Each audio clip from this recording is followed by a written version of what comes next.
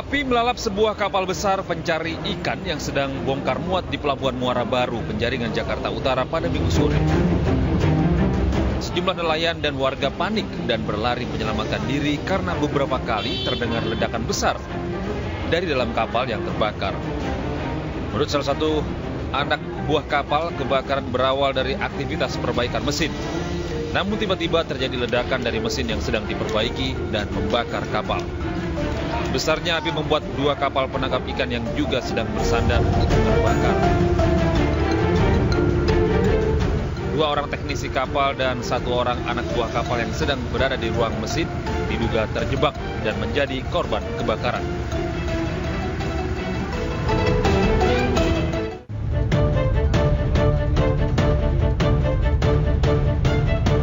Kebakaran hebat juga terjadi di sebuah galangan kapal milik PT Samudra Marine Indonesia di Bojonegoro, Indonesia Park, Kabupaten Serang, Banten. Kobaran api muncul diduga akibat dari percikan api yang mengenai gumpalan bahan bakar pada saat adanya aktivitas pemotongan bangkai kapal. Meski tidak ada korban jiwa, pekerja sempat panik dan melarikan diri. Pihak Damkar dan PT SMI masih melakukan investigasi penyebab pasti kejadian dan kerugian akibat kebakaran tersebut.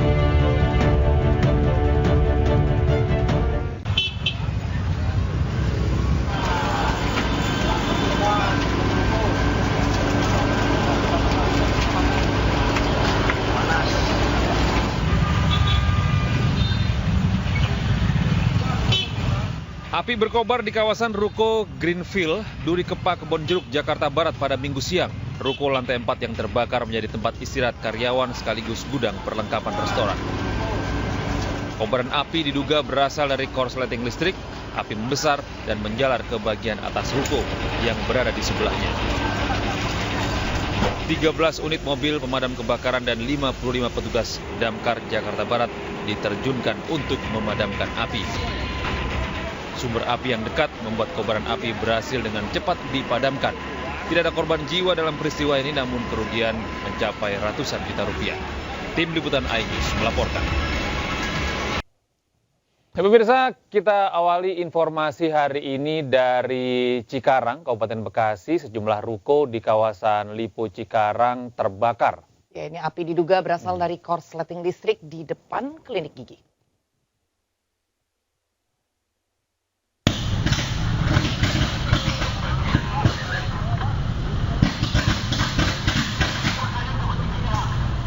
Diikuti api dan asap tebal muncul di Kompleks Ruko Menteng, kawasan Lipo Cikarang, Kabupaten Bekasi, Jawa Barat, Minggu sore.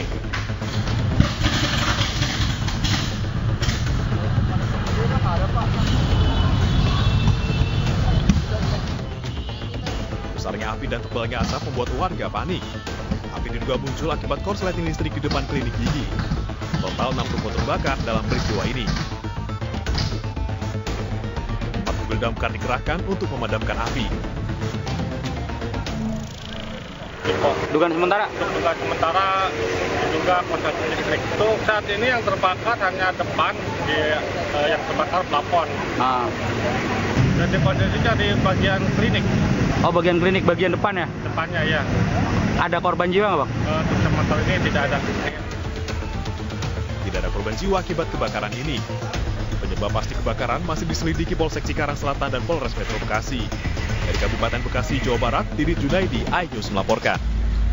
Iya, ketika di berbagai lokasi ini masih terjadi curah hujan yang cukup tinggi, ini sebaiknya tidak hanya orang dewasa yang lebih waspada, terutama orang tua yang memiliki anak-anak kecil nih. Sebaiknya memang dilarang Iya, betul. Gak ada yang salah sebenarnya dengan larangan, karena itu hitungan detik ya. Betul. Ya. Iya, dilarang untuk beraktivitas dulu, bukannya membatasi ya, tapi kalau kondisi memang tidak memungkinkan, sebaiknya di rumah saja, menunggu kondisinya membaik sehingga kita kembali bisa beraktivitas. Betul. Dan ini juga pemirsa, ada puluhan ribu warga di Kabupaten Wajo, Sulawesi Selatan yang terdampak banjir sejak beberapa hari terakhir. Dan hingga kini banjir masih melanda sebagian wilayah dan menyebabkan warga mengungsi di sejumlah posko. Sudah mogok.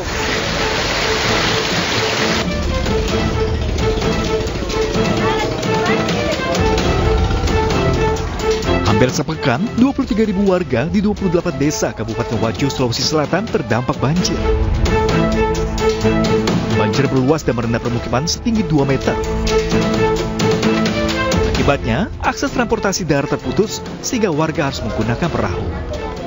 Banyak Pak, kalau kesulitannya banyak. Apa yang paling dibutuhkan untuk saat ini? Apa yang paling beras, begitu sembako lah. Sembako Iya. Ini banjir Bu kira-kira dari mana? Apa penyebabnya? Hujan. Pokoknya hujan terus. Terus ya? Ya.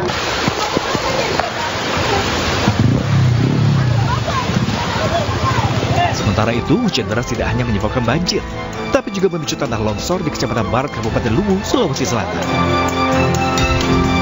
Longsor dari area perbukitan membuat pengguna jalan yang melintas berhamburan menyelamatkan diri dan kendaraan mereka. Peristiwa ini juga membuat tim mobil off-road yang hendak menyalurkan bantuan ke desa TF Solir harus berbalik arah. Tim Liputan iNews melaporkan. Kita beralih ke informasi lain, pemirsa. Ratusan orang di Karawang, Jawa Barat keracunan massal usai menyantap hidangan di sebuah hajatan pernikahan. Sementara itu puluhan orang juga keracunan makanan di Purwakarta dan kemudian dilarikan ke IGD.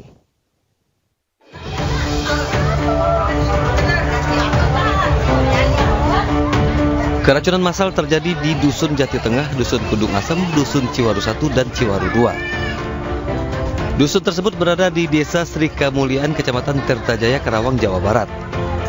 Total korban sebanyak 225 warga, 189 diantaranya orang dewasa, dan 29 lansia dan 6 orang anak dan 1 ibu hamil. Seluruh korban mengalami keluhan mual, sakit kepala, dan diare. Ratusan orang ini diduga mengalami keracunan usai menyantap hidangan prasmanan di salah satu hajatan perkawinan di desa tersebut.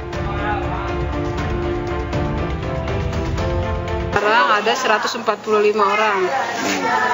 Rata-rata lansia atau apa? Dewasa. Dewasa. Tapi anak-anak juga ada ya? Ada anak-anak. Bu, keluhannya apa aja sih? Rata-ratanya kebanyakan mual, mencret, sama muntah. Seluruh korban mendapatkan perawatan di Puskesmas Tirtajaya, Karawang. Kasus keracunan massal ini sudah ditangani dan dalam penyelidikan Polsek Tirtajaya, Karawang.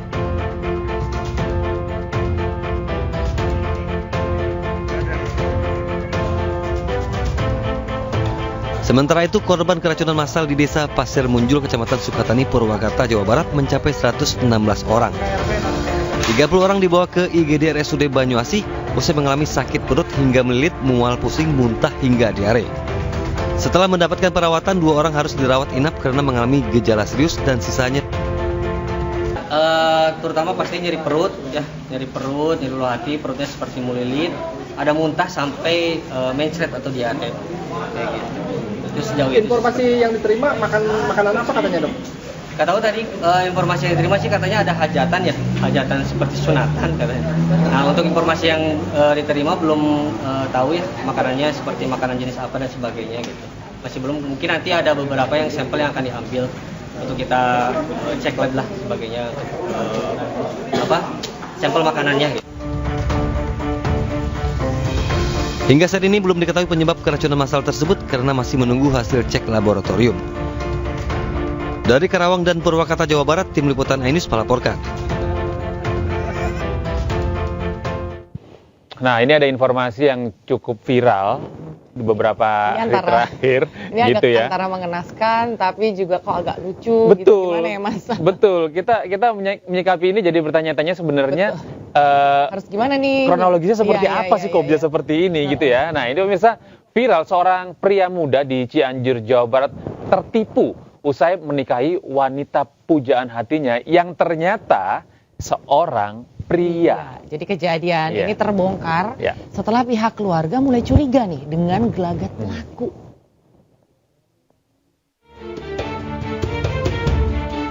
Inilah foto pernikahan seorang pria AK 26 tahun dengan seorang wanita muda ESH alias Adinda Kenza 26 tahun di Desa Wangunjaya, Cianjur Selatan, Jawa Barat yang viral di media sosial.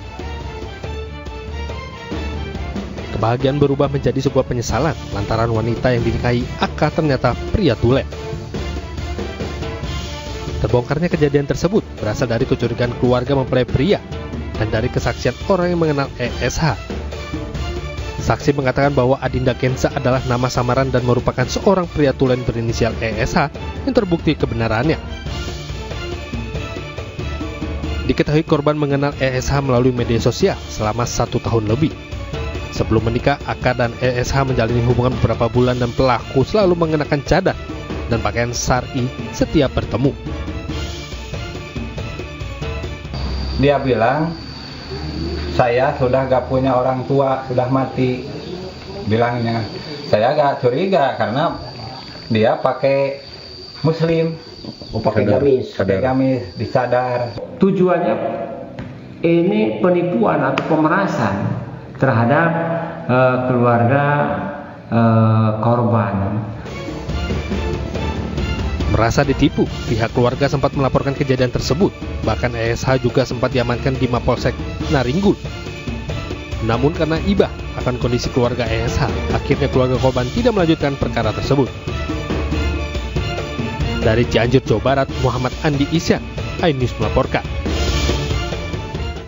Ini agak bingung juga ya Mas, Iya. Ada waktu pacaran, pendekatan gitu nggak ada ngobrol. Gitu. Sepertinya ini tidak melalui proses pacaran ya ini ya. Kan gitu. Banyak orang-orang yang sekarang yang menjalani ta'aruf misalnya kan. Jadi dijodohkan oleh seseorang begitu kan. Karena ada beberapa motif yang lainnya. Tadi kalau yang diceritakan tadi kan keluarga itu mengetahui bahwa pelaku atau istri yang ternyata laki-laki ini adalah tidak memiliki dua orang tua misalnya, ini kan ada ada perasaan iba gitu ya, sehingga bisa menerima begitu saja orang yang menipu ini. Betul, makanya memang kembali lagi kalau misalnya udah bicara soal pernikahan harus di-take it so serius gitu loh. Dipikir beribu-ribu kali gitu ya, karena ini tidak hanya untuk hari ini, besok, lusa, tapi sebisa mungkin untuk seumur hidup kan. Iya. Jadi bukan hanya perasaan yang bermain, tapi logika juga harus bermain.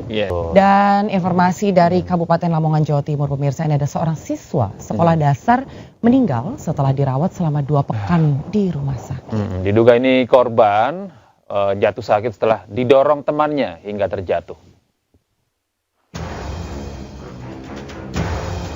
Seorang ibu di Kabupaten Lamongan, Jawa Timur melaporkan kasus dugaan perundungan kepada anaknya hingga tewas ke Polres Lamongan. Ibu korban mendatangi SPKT Polres Lamongan didampingi sejumlah anggota Komnas Perlindungan Anak. Dari pengakuan ibu korban terjatuh akibat didorong oleh teman sekolahnya hingga tubuh korban membentur sudut tangga sekolah dan korban alami sesak nafas. Korban didiagnosis mengalami robek di dalam perut, tepatnya bagian pankreas, diduga akibat benturan keras saat terjatuh. Nah, setelah dirawat hampir 20 hari, korban meninggal dunia pada 11 Maret lalu. Dari puskesmas itu dibawa pulang. Habis dibawa pulang, anak itu merasa perutnya kesakitan, dibawa ke Rumah Sakit Muhammadiyah Lamongan, dan hasilnya kalau pankreasnya itu ada robekan akibat trauma. Entah itu trauma dorongan atau jatuh, tidak tahu ya, pokoknya ada trauma. Dan dari Rumah Sakit Muhammadiyah itu dirujuk ke Sutomo sampai 20 hari kurang lebih ya. 20 hari anak ini meninggal dunia. Meski berita itu viral, para guru tidak percaya pasalnya korban dan terduga pelaku adalah teman dekat. Jatuh, didorong, ditimpa, padahal kami itu kaget masa segitunya anak-anak. Lah setelah itu kita mau pulang, kita memberikan santunan. Hingga kini kasus tewasnya korban masih didalami oleh petugas Polres Lamongan. Dari Lamongan, Jawa Timur, Abdul Wahid, iNews melaporkan. Nah, ini juga ada informasi yang cukup membuat prihatin pemirsa. Jenazah korban kekerasan kampus STIP Putu Satria Ananta Rustika tiba di kampung halamannya di Bali. Isak tangis kerabat mengiringi kedatangan jenazah di RSUD Kelungkung.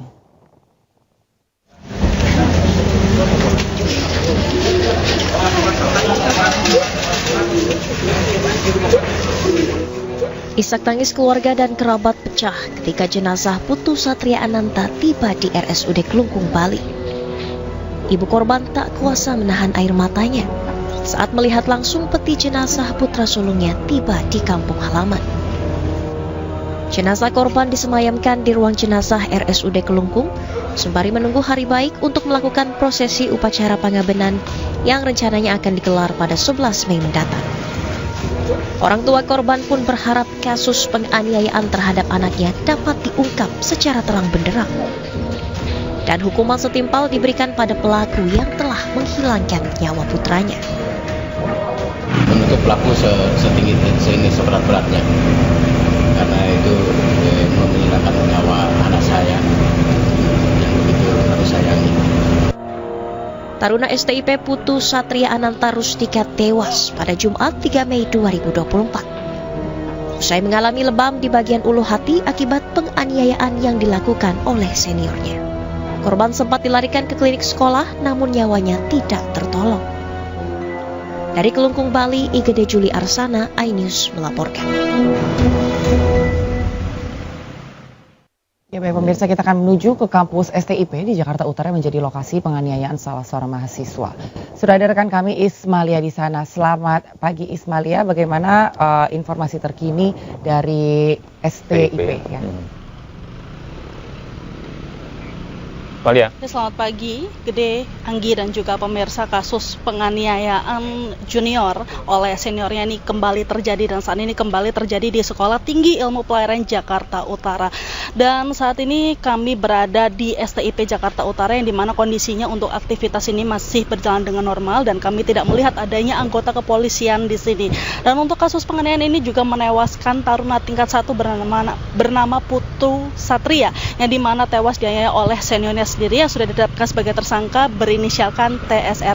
Ya, dan untuk rekonstruksi, kapan dilakukannya rekonstruksi, tadi kami juga sudah menghubungi Kapolres Jakarta Utara Kombes Pol Gideon. Ini tadi mengatakan bahwa untuk hari ini tidak dilakukan rekonstruksi dan belum ada jadwal untuk kapan dilakukannya rekonstruksi. Di sini kami juga akan mengulas sedikit kasus penganiayaan yang terjadi oleh korban Putu Satria, yang dimana korban Putu Satria ini tidak hanya sendiri saja saat dilakukan penganiayaan. Pada saat itu dia bersama 4 orang temannya dipanggil oleh tersangka T dan Putu Satria ini dipukul oleh tangan kosong oleh tersangka T, yang dimana ini tidak hanya 1 kali dipukul di ulu hati namun dilakukan 5 kali sehingga korban terkapar. Dan saat terkapar ini juga alih-alih tersangka ini mau menolong korban Putu Satria namun dengan cara menarik lidahnya, namun perbuatan tersebut malah membuat Putu Satria tidak bisa bernafas dan meregang nyawa. Yang dimana korban ini dilarikan atau jenazah korban dilarikan ke RS Polri Kramat Jati untuk dilakukan otopsi dan sudah dilakukan otopsi pada 4 Mei 2024. Dan juga dari Kepala Rumah Sakit Karumkin Brigjen Pol Haryanto mengungkapkan Putu ini menderita luka memar di beberapa bagian tubuh termasuk mulut, lengan, dada, bibir, serta organ dalam. Dan saat ini jenazah Putu Satria ini juga sudah dijemput oleh keluarganya dan dibawa pulang ke tanah kelahirannya yakni di Bali dan juga mau disemayamkan. Dan untuk tersangka sendiri ini dijerat pasal 338 KUHP tentang pembunuhan dan diancam hukuman paling lama pidana 15 tahun penjara. Kembali ke Anda, Anggi dan juga Gede. Ya. Baik, terima kasih Ismalia atas informasi Anda dan kami akan terus memantau informasi terkini dari STIP karena informasinya hari ini akan diadakan rekonstruksi di sana.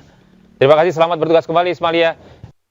Terima kasih Anda masih bersama saya Gede Satria dan rekan saya. Saya Anggi Pasari, pemirsa. Iya, ini seputar dunia pendidikan ya, dan kali ini sejumlah kampus itu sedang bergejolak bukan karena permasalahan politik, tapi permasalahan bisa dibilang permasalahan internal mereka sendiri ya. Ini uang kuliah tunggal atau UKT ini menjadi momok bagi sebagian mahasiswa yang kurang mampu. Benar, dan ini gelombang penolakan dari mahasiswa pemirsa cukup menguat, bukan hanya terkait jumlah UKT yang fantastis ya, tapi juga terkait skema pembayaran UKT dan juga pinjaman online. Ya.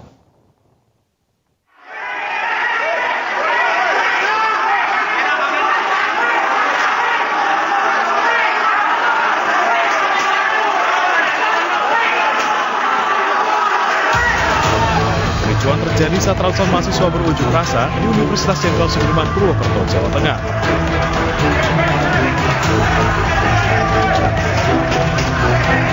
Siswa mulut dan saling dorong dengan petugas keamanan kampus saat memaksa masuk ke gedung rektorat. Akibatnya sejumlah kaca di gedung rektorat pecah.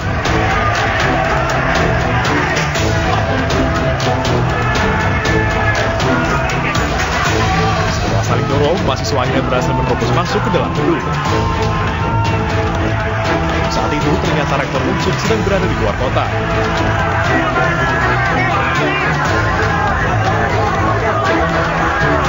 Mahasiswa itu protes kenaikan uang kuliah tunggal atau UKT yang terlalu tinggi.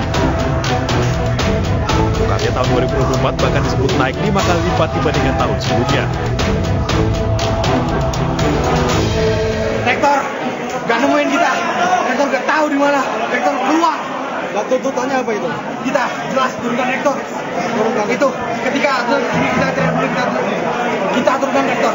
Itu aja. Untuk pada saat ini kita menduduki rektorat. Kita bisa menduduki. Kita masuk dalam rektorat. Semua masuk dalam rektorat. Peraturan Rektor nomor 6 itu minta dicabut. Kita sudah melakukan itu dan melakukan rapat di hari Sabtu dengan pimpinan, dengan dekan, dengan ketua lembaga dan unit-unit terkait untuk membahas tentang UKT ini. Ya, kampus beralasan kenaikan UKT didasarkan pada berbagai pertimbangan. Salah satunya, biaya UKT yang belum pernah mengalami penyesuaian sejak tahun 2012.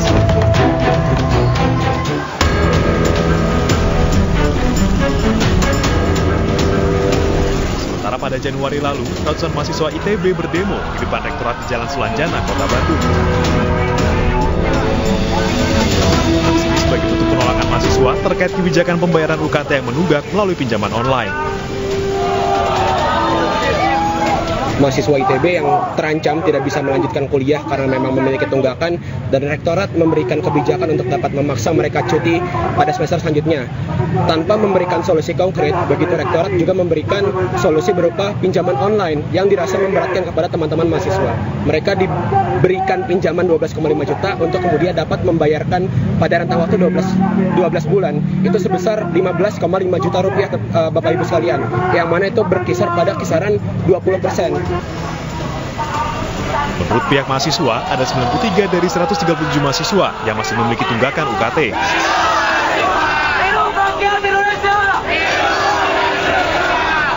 Mereka berharap pihak kampus bisa memberikan skema lain untuk pembayaran UKT selain skema pinjaman online. Dari Purwokerto, Jawa Tengah dan Bandung, Jawa Barat, Saladin Ayubi, Erva David, iNews melaporkan.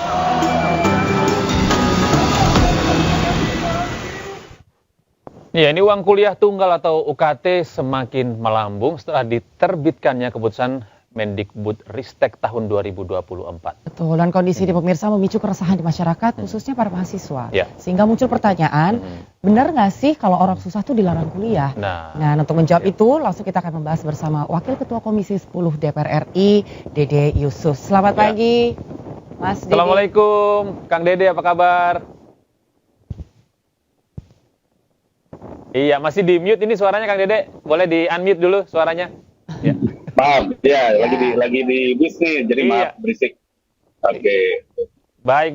Terima kasih Kang Dede, di sela-sela kesibukannya sudah bergabung bersama kami di iNews Today. Kang Dede, ini di beberapa kampus sedang ada pergolakan begitu Kang Dede terkait dengan UKT yang melambung tinggi, terutama untuk mahasiswa baru ini. Ya. Kenapa harus ada kenaikan UKT ini? Apa urgensinya menurut Anda, Kang Dede?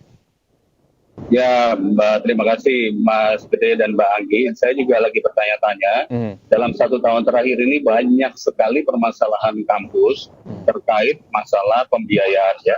Yang lagi ramai kemarin masalah pinjol yang dibebaskan itu. Ya. Kami sudah memanggil beberapa rektor termasuk Kementerian Pendidikan dan kita mintakan pinjol itu tidak boleh disosialisasikan di kampus. Ya, karena skema pinjol itu bisa membahayakan. Kami sudah meminta pemerintah bekerja sama melalui perbankan negara, Himbara, untuk membuat namanya pinjaman siswa ataupun juga disebutnya student loan, di mana pemerintah yang membackup. Nah, kaitannya lagi sekarang dengan apa yang terjadi di beberapa kampus seperti Unsur misalnya ya, kenaikan UKT 50-100%. Betul. Menurut saya itu tidak manusiawi. Ya. Mengapa? Karena kita juga pengen tahu kenaikan karena faktor apa? Inflasi kah? Kenaikan harga cabai, harga telur? Kan faktor apa? Harus jelas dulu, transparan, dibutuhkannya apa. Kebanyakan kampus, ya kampus-kampus yang saya tahu ini, memperbesar fasilitas-fasilitas seperti membangun gedung, tempat-tempat baru untuk menambah student body atau menambah jumlah mahasiswa. Nah, ketika ada peraturan Permendikbud yang mengatakan PTNBH, Perguruan Tinggi Negeri Berbadan Hukum ini harus mampu mencari pembiayaan, maka yang paling gampang dicari itu adalah biaya dari mahasiswa. Padahal mestinya, ini saya langsung aja spesifik ya, setiap kampus, setiap perguruan tinggi itu harus memiliki unit untuk mencari investasi, untuk mencari pendanaan. Jadi nggak bisa membebankan kepada mahasiswa.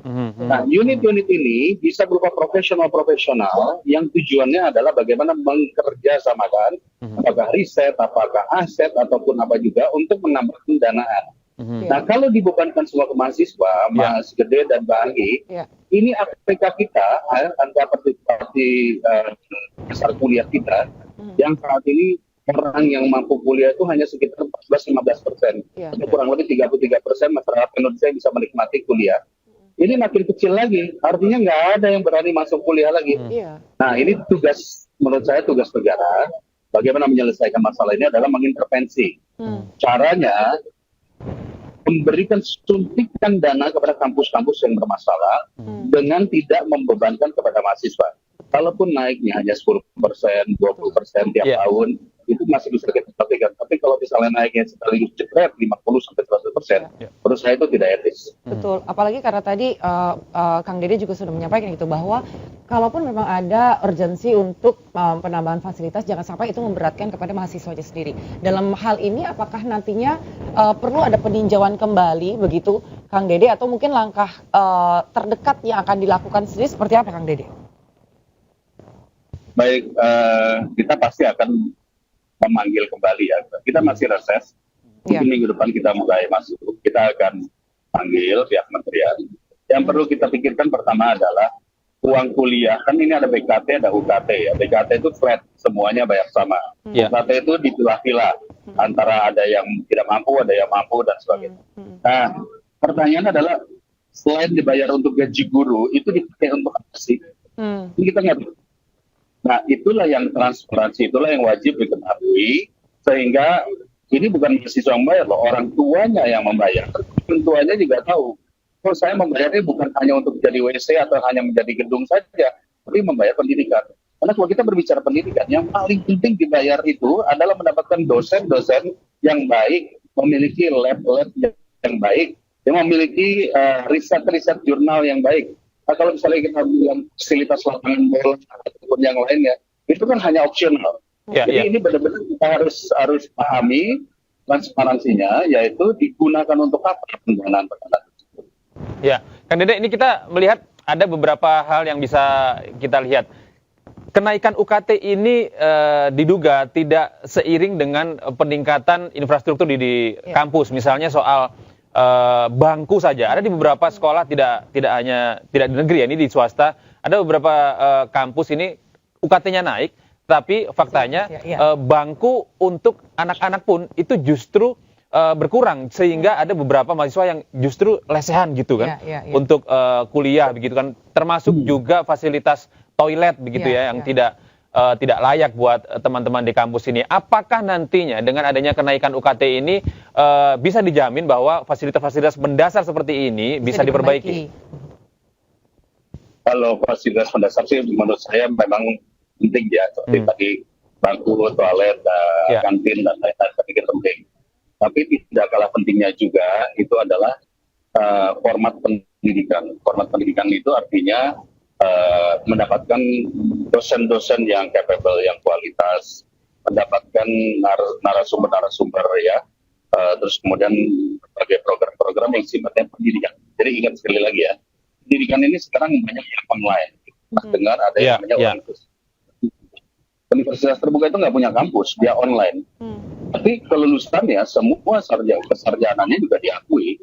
Nah, kita sudah mulai memikirkan ke depan, kita perlu pikirkan juga konsep MOOCS ini, artinya massive online course itu bisa dilakukan di berbagai kampus sehingga tidak membebankan biaya-biaya non pendidikan yang seperti tadi ya, bikin gedung lah, bikin lapangan bola dan sebagainya, sehingga benar-benar biaya itu murni pendidikan. Karena kalau seperti sekarang ini, maaf ya, UKT per semester antara 5 juta sampai 25 jutaan untuk sementara masyarakat di Indonesia tentu berat.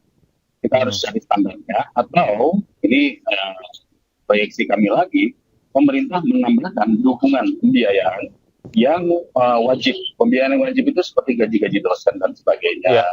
Biaya riset itu kalau perlu dibayar oleh pemerintah. Sehingga tidak lagi ada kewenangan pinjol untuk membiayai sesuatu yang sebenarnya bukan untuk dunia pendidikan. Itu Mas Gede. Kang Dede, ini ada satu informasi ini dari UIN Syarif Hidayatullah ini yang akan menggugat kampusnya ke PT UN karena dinilai UKT ini menjebak mahasiswa-mahasiswa baru sudah terdaftar tanpa mendapatkan informasi sebelumnya, begitu masuk tinggal menunggu mendapatkan nomor identitas mahasiswa aja. Nah, itu baru ketahuan dia ada peningkatan UKT begitu kan. Jadi mereka ini seolah-olah terjebak gitu kan. Mereka tidak ada pilihan menerima atau tidak karena sudah diberitahu sebelum mereka masuk ya begitu ya. Nah, menurut Anda upaya untuk menuntut kampus ini ke PT UN apakah sudah tepat? Ya, kalau menuntut kepada PT UN itu kan artinya masyarakat menuntut kepada penyelenggara negara ya, dalam konteks ini adalah UIN ya tadi ya, UIN ya. UIN Syarif Hidayatullah. Permasalahannya memang menurut saya itu adalah hak masyarakat untuk melakukan tuntutan. Saya pikir sih saya sepakat aja ya, boleh itu dilakukan tuntutan. Tapi yang kami ingin tahu adalah kenapa kenaikan itu tiba-tiba. Betul. Nah, ada faktor apa sehingga ini kan sama saja seperti mengumumkan kepada masyarakat saja akan naik tiba-tiba. Itu pasti masyarakat akan terhenti. Tapi kalau dijelaskan dari awal bahwa ada kebutuhan seperti A, B, C, D yang tadi saya katakan, bentuknya apa, kriterianya apa, kebutuhan apa. Nanti masyarakat sendiri bisa menilai, oh kalau kebutuhannya hanya sekedar kebutuhan misalnya menambah gedung baru, belum perlulah, kita juga gedung sekarang masih cukup, kita juga bisa menolak. Jadi menurut saya ini masalah transparansi yang harus dilakukan oleh tiap-tiap kampus. Gitu, Mbak. Berarti sebetulnya memang masih akan ada nantinya rapat dengar pendapat juga begitu, Mas. Betul. Bahwa nantinya ini akan di breakdown lagi, kepentingannya untuk apa, urgensinya untuk apa, yang berarti peninjauan kembali itu memang masih terbuka. Hanya saja kan yang menjadi pertanyaannya adalah kenapa secepat itu harus diumumkan sehingga akhirnya membuat pergejolakan di tengah masyarakat kan. Kampus. Nah, semoga saja nanti ketika dipanggil oleh Komisi 10, Kang Dede ini bisa menyampaikan aspirasi teman-teman mahasiswa ini yang banyak sekali keberatan begitu dengan adanya kenaikan UKT ini. Kang Dede, terima kasih banyak atas waktunya hari ini di sela kesempatannya lagi sedang kunjungan kerja. Sehat-sehat selalu, Kang Dede. Selamat beraktivitas. Assalamualaikum. Selamat pagi. Selamat pagi, Kang. Terima kasih. Ya, sama-sama.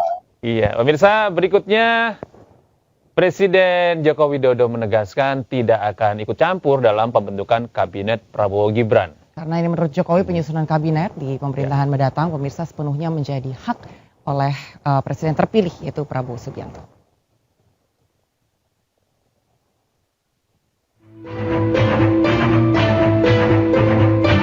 Usai penetapan Prabowo Gibran sebagai presiden dan wakil presiden terpilih pemilu 2024, sejumlah nama mencuat dalam susunan kabinet pemerintah mendatang. Daftar calon menteri bermunculan di berbagai media sosial. Utak-atik sosok calon menteri pada kabinet baru ini menarik perhatian berbagai kalangan. Salah satunya Presiden Jokowi.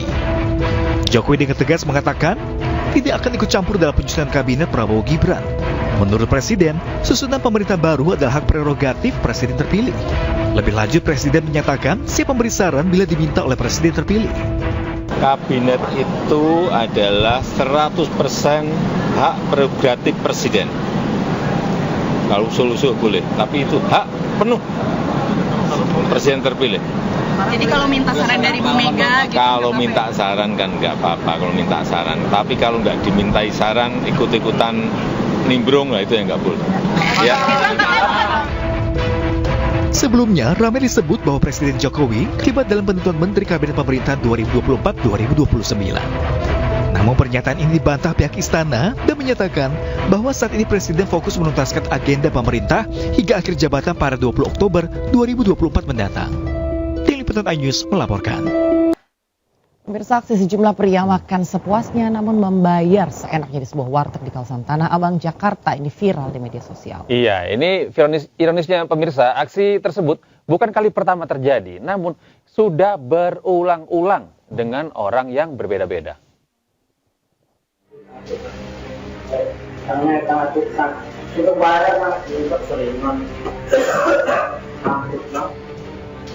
Inilah video kamera CCTV yang merekam aktivitas jual beli di sebuah rumah makan warung tegak di Jalan Kiai Haji Wahid Hasim, Tanah Abang, Jakarta Pusat.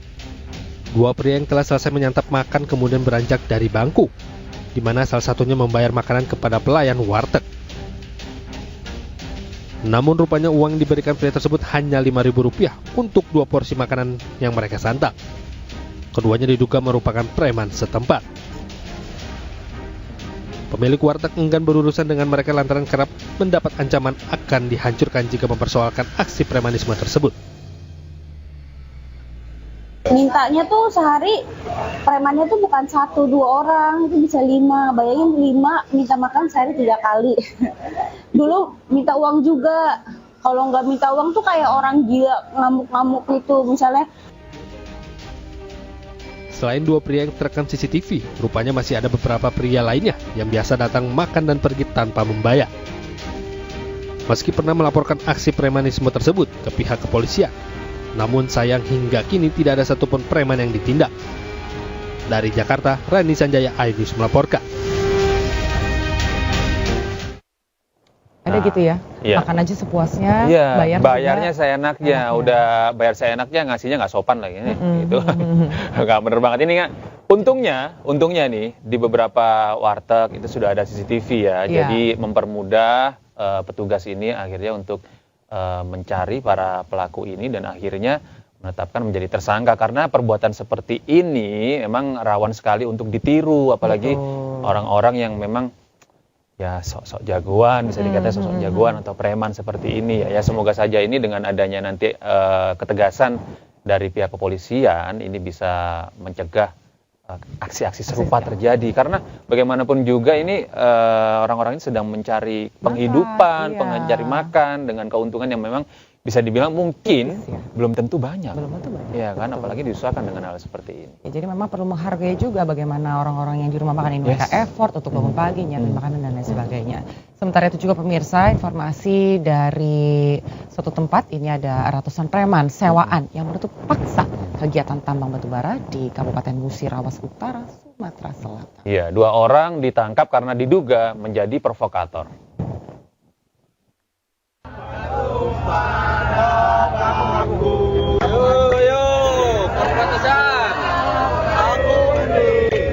Ratusan orang yang diduga preman sewaan menghadang aktivitas tambang batubara milik salah satu perusahaan di Desa Beringin Makmur, Kecamatan Rawas Ilir, Kabupaten Musirawas Utara, Sumatera Selatan. Penutupan aktivitas tambang dilakukan dengan menutup akses areal tambang menggunakan alat berat. Tidak hanya hadangan, para preman ini juga mengancam para pekerja. Sempat terjadi ketegangan antara para preman dan pihak kepolisian, dan akhirnya polisi mengamankan 2 orang yang diduga menjadi provokator. Aksi penutupan ini terkait tapal batas Kabupaten Musi Banyuasin dan Kabupaten Muratara yang melibatkan 2 perusahaan tambang batubara yang terjadi sejak 2012 sampai sekarang. Yang kami khawatirkan adalah dampak ini tentunya terkait soal nasib ribuan karyawan PT Gabus Putra Utama yang bergantung hidupnya di sektor pertambangan PTGP. Ya. Peristiwa ini tentunya kami sudah laporkan sebelumnya ke Mabes Polri. Waktu itu bersama Mambasar juga sudah lakukan. Pemerintah diharapkan ikut turun tangan untuk menyelesaikan perseteruan tapal batas tambang batubara Kabupaten Musi Banyuasin dan Kabupaten Muratara sehingga tidak berdampak kepada para pekerja. Dari Muratara, Sumatera Selatan, Sudirman, iNews melaporkan. Kita beralih ke informasi berikutnya pemirsa, petugas KKP menangkap kapal ikan asing berbendera Malaysia di Selat Malaka. Dan saat ditangkap petugas justru menemukan anak buah kapal berstatus warga negara Indonesia.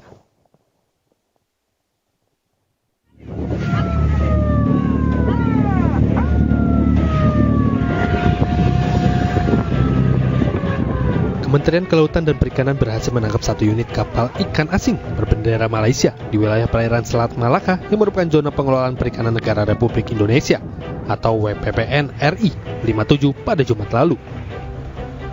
Saat dilakukan penangkapan, nakoda dan anak buah kapal ikan asing sempat melakukan perlawanan dengan berusaha kabur. Setelah ditangkap, hasil pemeriksaan sementara petugas ungkap seluruh anak buah kapal serta nakoda merupakan WNI, warga Kisaran dan Medan Belawan, Sumatera Utara. Nakoda dan ABK yang berjumlah 5 orang tersebut bekerja dengan Tekong, Malaysia, karena tergiur upah yang lebih tinggi, yakni nakoda mendapatkan 6 juta rupiah sekali berlayar, sementara ABK mendapat 2 juta rupiah. Para pelaku ini rata-rata masuk ke Malaysia juga tanpa dokumen ya. Mereka secara ilegal juga, kemudian bekerja di kapal Malaysia ini dengan mengharapkan gaji atau upah yang jauh lebih tinggi ya. Memang dari hasil pemeriksaan awal ya dalam satu trip itu untuk nakoda aja bisa mendapatkan upah 6 juta rupiah, sementara ABK kurang lebih sekitar 2 sampai 3 juta. Kini seluruh barang bukti beserta 5 pelaku nakoda dan awak kapal diboyong ke dermaga Stasiun Pengawasan Sumber Daya Kelautan dan Perikanan Belawan untuk dilakukan proses hukum.